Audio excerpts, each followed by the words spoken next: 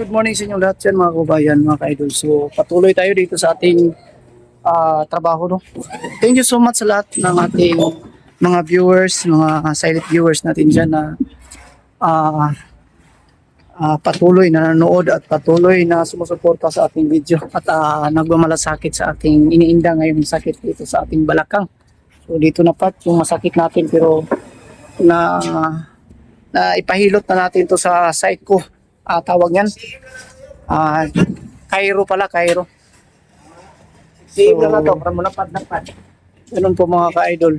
Maraming salamat po sa inyong kabutihang puso sa inyong pagmamalasakit at pagsuporta. So, good morning at mag-intro muna tayo para makapagpatuloy tayo sa ating mga gagawing mga video. Thank you so much and God bless po sa inyo.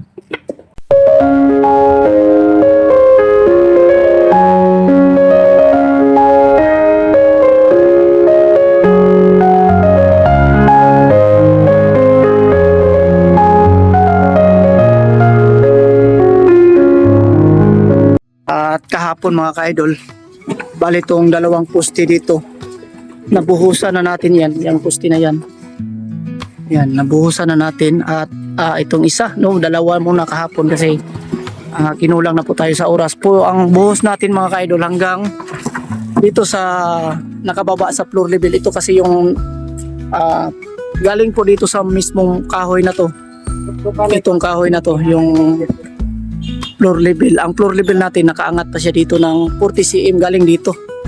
Umangat pa siya, so sobrang napakataas po ng ating floor level, no. So ang ginagawa namin dyan is pagdating sa matapos na pong matambakan mismong project natin ay lalagyan natin ng bigas sa taas, pangalawa. At ito po yung mismong hallway dito. Ito po yung hallway punta doon sa likuran. Papakita lang natin kasi may sloping mangyayari nito pag matapos na matambakan. At ipisa na rin silang magbuhos dito sa pangatlong poste. Yan, at itong isa. Pagkatapos nito mabuhusan ay mag-uumpisa na rin mag-asintada dito sa pinakaharap itong part na to. So continue pong pag-asintada natin at ang iba ay patuloy po sa paggawa ng mga forma dyan sa gilid. Yung gilid ng mga poste na yan ay papalagyan natin ng forma, no? Para at least ma-continuous na po yung trabaho. Ito, papalagyan natin yung mga forma na yan, yung mga poste na yan at yung isa. So ganyan. At yung sa dulo ay hindi pa natin malagyan po yung pinakadulo kasi lalagyan muna natin ng asintada. Yan po kasi yung gusto ng may-ari, yung paikot. Gusto niya makain po sa buhos po yung hollow blocks. Gusto niya maipit po yung forma bago mabuhusan. Kahit sa floor level lang, yun ang gusto. Pero dito sa gitna, wala namang problema kasi wala namang pong asintada dito na gagawin. So yan lang. Yan o.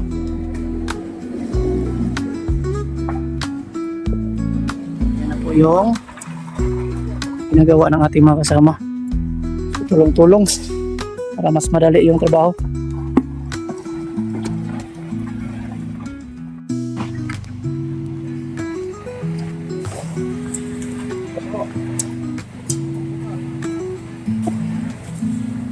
Pila po diha dong para gwapo kayo. Pila po buboy ha. Agamang kuya na ko perting haura gid kani Manday yan.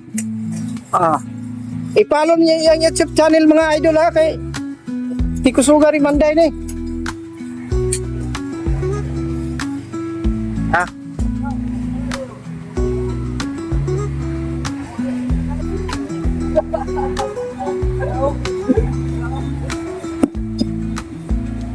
Pwede tayo maligo dito mga idol. Parang swimming pool. Parang swimming pool yung area natin. Pwede ito, lalim.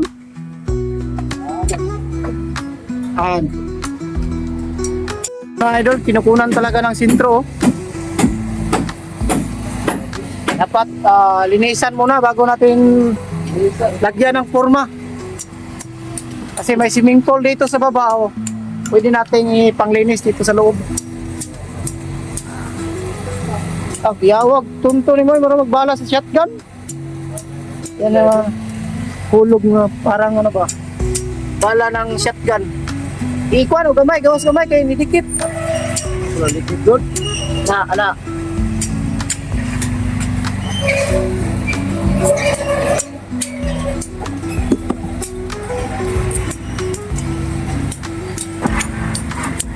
At wara, pinakakusog mo gabas.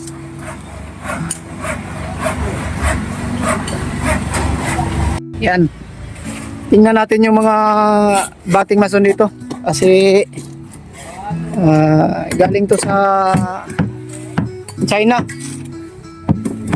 Uy, tumbado man. Sa maning pailan eh. Hindi nilibilado. O, ninaog ko. Umoy. Taga po, halo yan. Ana. Gawas ang babay, gawas ang...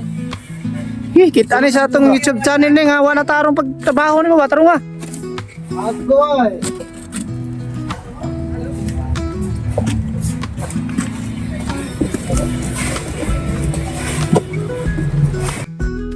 Yan, litis update tayo mga.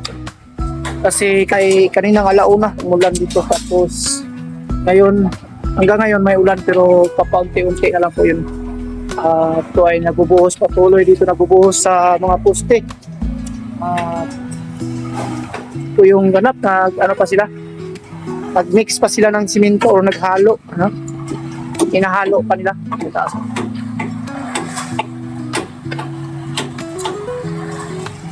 Itong mga poste na to ay nabuhusan na to. Ayan, at saka rin dyan kilo. At yung sa mismong pinaka-wall nabuhusan na rin. At yung update ng asintada dito sa harapan, napagbuhos na rin sila dito. Ayan, ay nasintadahan na. Tapos dito sa kabila kulang pa rito.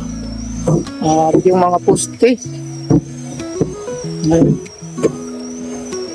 kukuha question dito sa sobrang kapal ng tatambakan dito mga idol, no? So nagbuhos na rin sila dito sa pinakalikuran, binuhusan na nila yan para masecure na natin itong matibay na bakod natin, kaya binuhusan natin sa likuran, no?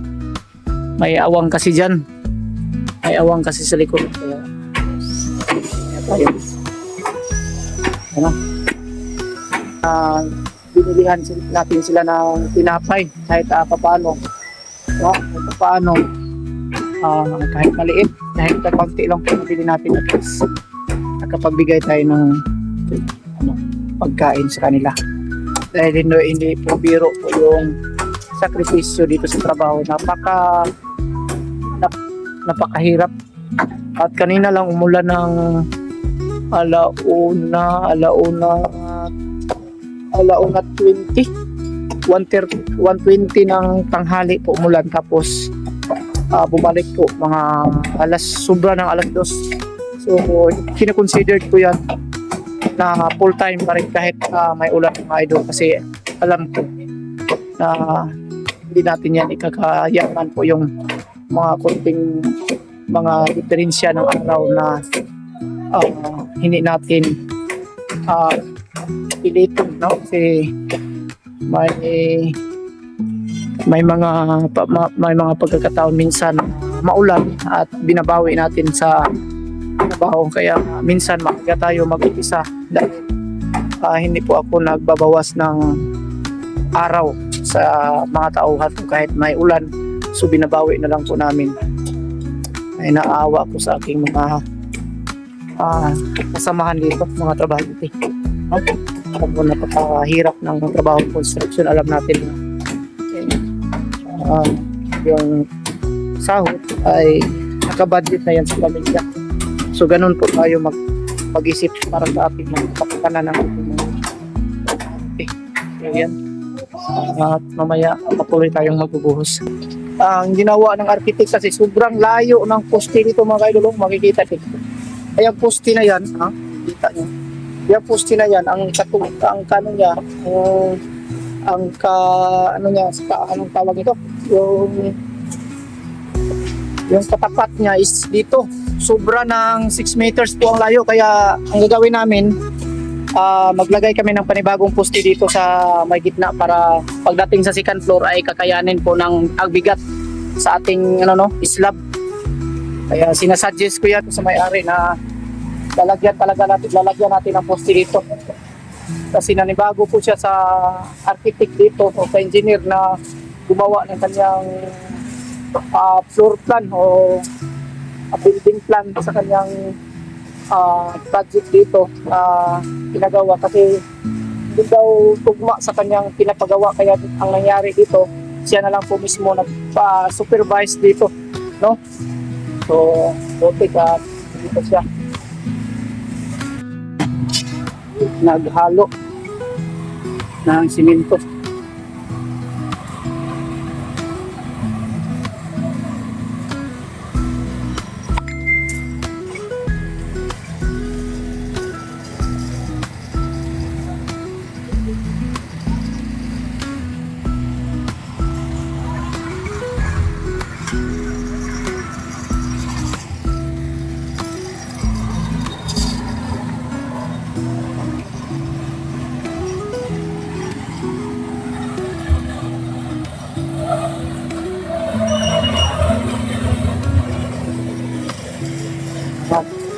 Daming mga tubig.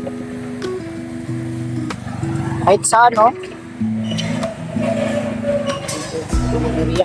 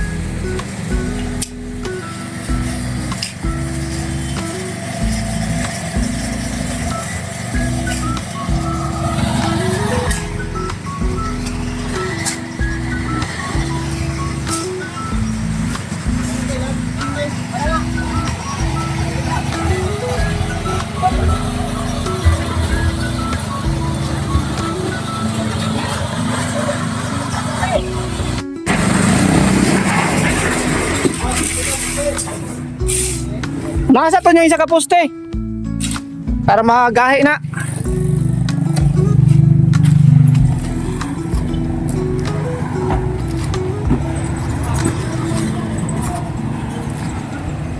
Daming hollow block na dinideliver dito mga kaidol.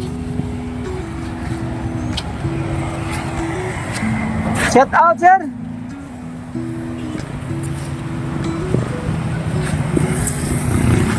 Mana ni gahe dong?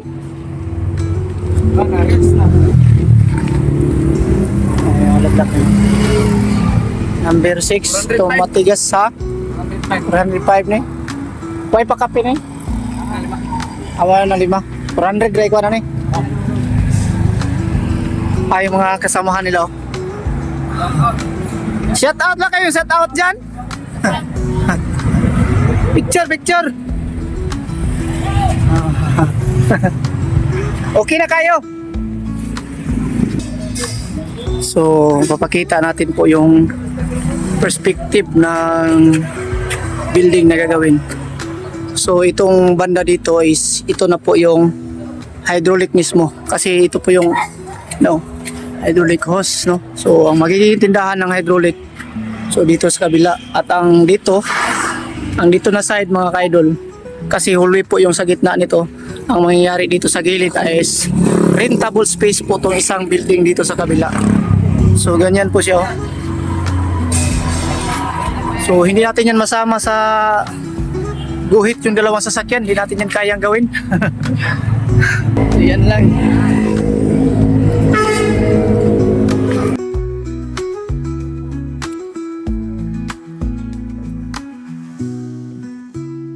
Agoy.